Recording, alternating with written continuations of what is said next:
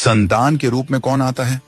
पूर्व जन्म के कर्मों से ही हमें इस जन्म में माता पिता, भाई बहन, पति पत्नी, प्रेमिका, मित्र शत्रु, सगे संबंधी इत्यादि संसार के जितने भी रिश्ते नाते हैं सब मिलते हैं, क्योंकि इन सब को हमें या तो कुछ देना होता है या इनसे कुछ लेना होता है।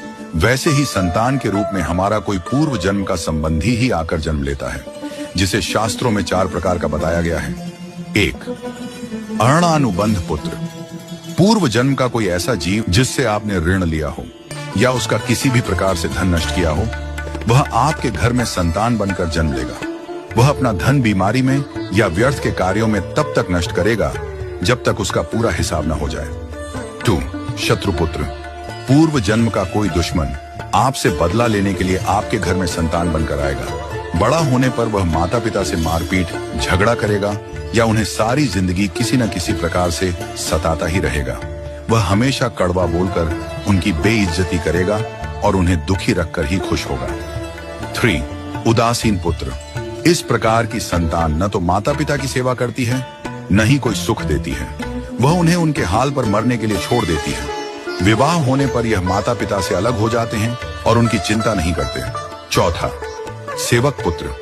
पूर्व जन्म में यदि आपने किसी की खूब सेवा की है तो वह अपनी की हुई सेवा का ऋण उतारने के लिए आपकी सेवा करने के लिए पुत्र बनकर आता है। जो बोया है वही तो काटोगे। यदि अपने माता पिता की सेवा की है तो ही आपकी संतान बुढ़ापे में आपकी सेवा करेगी, वरना कोई पानी पिलाने वाला भी पास न होगा। आप यह न समझें कि यह सब बातें केवल मनुष्य पर ही लागू होती हैं। इन 4 प्रकार में कोई भी जीव आ सकता है। यदि आपने किसी गाय की निस्वार्थ भाव से सेवा की है तो वह भी पुत्र या पुत्री बनकर आ सकती है।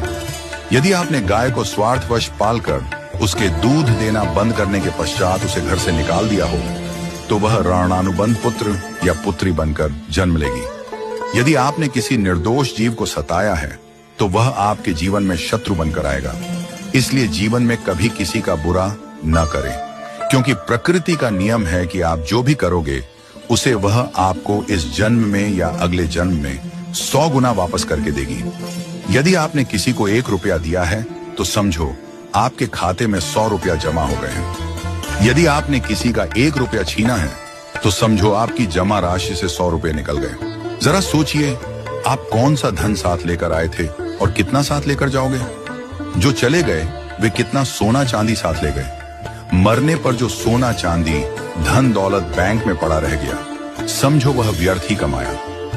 औलाद अगर अच्छी और लायक है तो उसके लिए कुछ भी छोड़कर जाने की जरूरत नहीं है, वह खुद ही कमा ले।